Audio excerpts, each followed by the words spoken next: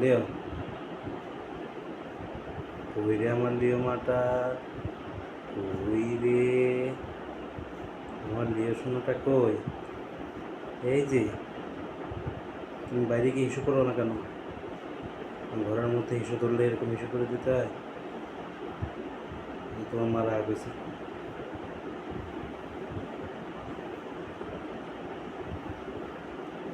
আজকে কি বিড়াল দেখছিলা তুমি বাইরে? আমরা বাইরে গেলে কান্না করছিলা? করো নাই? ওরে বাবা,